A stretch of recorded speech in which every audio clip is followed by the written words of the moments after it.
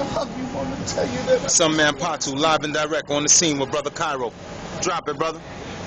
Now, what happened was, I got a phone call from one of my nieces, right? Now, my brother is doing 50 to life in California. His daughter called me yesterday. She found me on Facebook and called me yesterday, right? And she told me, she said, hi. She said, is this my Uncle Cairo? I was like, yeah. So what she did was, she gave me the number to my father, who also is out in California he on his 23rd year in the feds. She gave me the number to my father's ex-wife. So I called my father's ex-wife, which is the mother of my sister and my older sister and my older brother on my father's side that live in California. Now, my sister used to hustle back in 85 and 84, right? Don't you know what my stepmother said? My stepmother said that Huey P. Newton was robbing all the drug dealers in West Oakland, and they murdered him at 4 o'clock in the morning. Huey P. Newton. Huey P. Newton is the head of the Black Panther Party.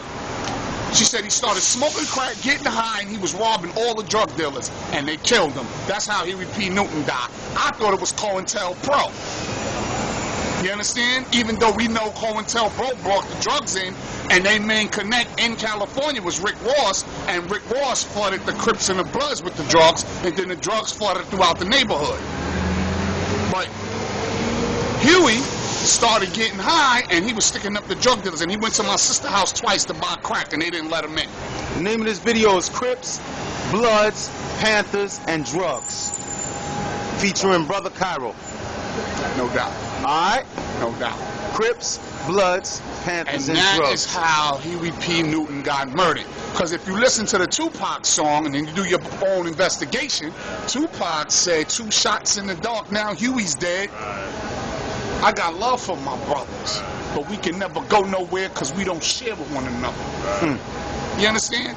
So things like that you gotta pay attention to, and you gotta make sure you can't be doped up, nigga, and you trying to fucking figure out what happened in the past, because if you know your past, then you're gonna know your future. If you have no regard for the past, you ain't going nowhere, idiot.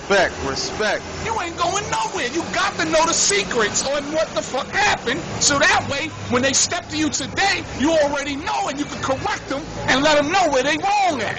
And then they got to pay you. That's how you gonna get your money. If you don't know where they went wrong, and you don't know where you went wrong, then you ain't got no knowledge, and you can't say nothing but shut up and take a back seat.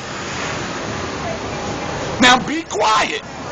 Or you're going to get off drugs, you're going to pay attention, you're going to read some books, you're going to investigate, you understand, and you're going to do some research, and you're going to find out the truth.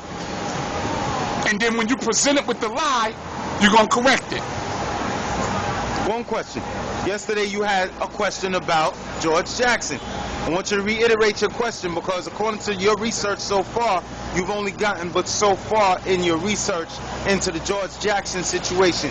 Can you reiterate your question so that maybe somebody in YouTube land could address that for you?